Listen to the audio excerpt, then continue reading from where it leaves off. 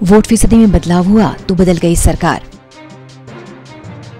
पंजाब का मतदाता कभी कंफ्यूजन में नहीं रहता। ऐसा इसलिए क्योंकि राज्य के चुनाव में कभी हंग असेंबली की नौबत नहीं रही। मतदाताओं ने किसी एक पार्टी या गठबंधन की सरकार बना दी। इस बार भी राजनीतिक दलों को यही उम्मीद है। इस चुनाव से जुड़ी एक और रोचक बात है, वोटिंग प्रतिशत में जब भी बदलाव हुआ तो पंजाब में सरकार बदल गई। हालांकि दिलचस्प ये है कि जब भी ऐसा हुआ तो कांग्रेस सत्ता में आई। इस बार कांग्रेस खुद ही सत्ता में है। इसको लेकर सियासी पंडित जरूर माथापच्ची कर रही हैं। पंजाब में इस बार मतदाताओं का क्या फैसला रहा, इसका पता 10 मार्च को मतगणना के दिन चलेगा। मतदान कम या ज्यादा लेकिन बहुमत मिलता है। बीते 5 चुनावों की बात करें तो मतदान भले ही कम या ज्यादा हुआ हो, लेकिन बहुमत जरूर मिलता है। 1997 में 68.73% मतदान हुआ और अकाली दल भाजपा गठबंधन को बहुमत मिला। 2000 में मतदान और कम होकर 62.14% रह गया, लेकिन 62 सीटों के साथ कांग्रेस को बहुमत मिला। 2007 में मतदान बढ़कर 76% हुआ और 68 सीटों के साथ अकाली भाजपा गठबंधन सत्ता में आया। 2012 में मतदान बढ़कर 78.30% हुआ और 68 सीटों के साथ अकाली दल फिर पूर्ण बहुमत के साथ सत्ता में आ गया।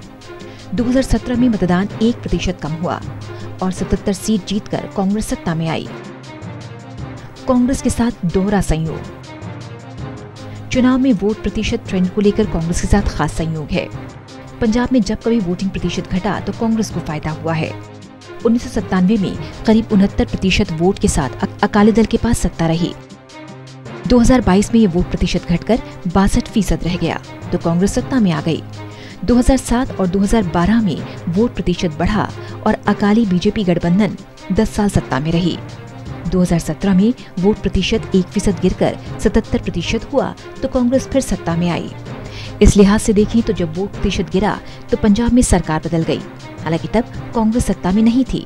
इस बार कांग्रेस सत्ता में है और वोट प्रतिशत गिरना उसके हक में है, लेकिन कम वोट प्रतिशत से सरकार में बदलाव कांग्रेस के खिलाफ है। पंजाब में पहली गैर कांग्रेस सरकार। पंजाब से हरियाणा राज्य बनने के बाद महज 2 बार ऐसा हुआ जब किसी भी दल को बहुमत नहीं मिला। 1967 में ऐसा हुआ जब किसी भी दल को स्पष्ट बहुमत नहीं मिला तो चुनाव के बाद गैर कांग्रेसी दलों ने पीपल्स यूनाइटेड फ्रंट नाम से गठबंधन बनाया और अकाली दल के नेता गुरनाम सिंह पहली बार मुख्यमंत्री बने, लेकिन सिर्फ 262 दिन में ही सरकार गिर गई। लक्ष्मण सिंह गिल के अलग होने के चलते उनकी सरकार अल्पमत में आ गई।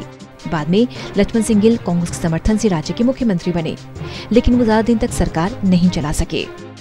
1969 में किसी को नहीं मिला बहुमत। साल 1969 में हुए विधानसभा चुनाव के बाद 5वीं विधानसभा अस्तित्व में आई। इस बार के चुनाव में भी किसी पार्टी को बहुमत नहीं मिला। शिरोमणि अकाली दल को 48 सीट पर जीत मिली, जबकि 38 पर कांग्रेस जीती। 8 सीटों पर भारतीय जनसंघ के प्रत्याशी जीते। यूनाइटेड फ्रंट की मिलीजुली सरकार में अकाली दल नेता गुरनाम सिंह दूसरी बार 17 फरवरी 1969 को राज्य के मुख्यमंत्री बने। इस बार उनकी सरकार 1 साल 38 दिन चली। उसके बाद शिरोमणि अकाली दल के ही प्रकाश सिंह बादल भारतीय जनसंघ के समर्थन से मुख्यमंत्री बने। 53 साल से पूर्ण बहुमत वाली सरकार। 1969 के बाद से पंजाब में 12 विधानसभा चुनाव हुए। हर बार जीतने वाली पार्टी को स्पष्ट बहुमत मिला। 72 में चुनाव हुए तो कांग्रेस ने पूर्ण बहुमत सरकार बनाई। 77 के चुनाव में अकाली दल और जनता पार्टी ने मिलकर चुनाव लड़ा, पूर्ण बहुमत से सरकार बनाई, लेकिन 1980 में जनता पार्टी के टूट जाने से सरकार 5 साल नहीं चल सकी और राष्ट्रपति शासन लगा। इसके बाद 1980 में कांग्रेस ने पूर्ण बहुमत के साथ सरकार बनाई। 1985 में अकाली दल ने सरकार बनाई। पंजाब में आतंकवाद के मामले बढ़ने के चलते 87 से लेकर 92 तक राष्ट्रपति शासन लगा रहा। 1992 में चुनाव में कांग्रेस को पूर्ण बहुमत के साथ सरकार बनाई। इसके बाद 97 में चुनाव में अकाली दल बीजेपी गठबंधन ने मिलकर चुनाव लड़ा और स्पष्ट बहुमत के साथ सत्ता में आई। हालांकि 5 साल के बाद 2002 के चुनाव में कांग्रेस प्रचंड बहुमत के साथ सरकार में आई, लेकिन 2007 के चुनाव में अकाली दल बीजेपी गठबंधन ने वापसी की। 2017 में कांग्रेस ने वापसी की। पंजाब विधानसभा में कुल 117 सीटें हैं। 2017 में हुए विधानसभा चुनाव में कैप्टन अमरिंदर सिंह की अगुवाई में कांग्रेस ने इन 117 सीटों में 77 सीटें जीतकर सरकार बनाई।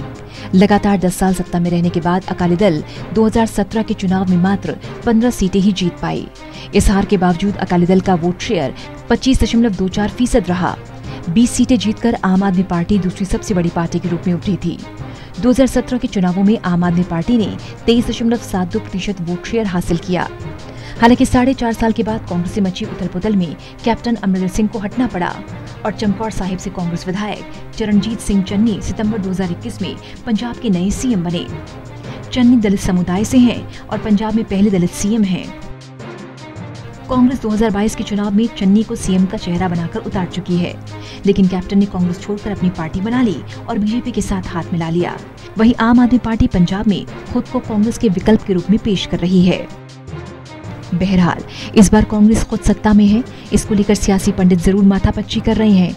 पंजाब में इस बार मतदाताओं का क्या फैसला रहता है, इंतजार 10 मार्च का।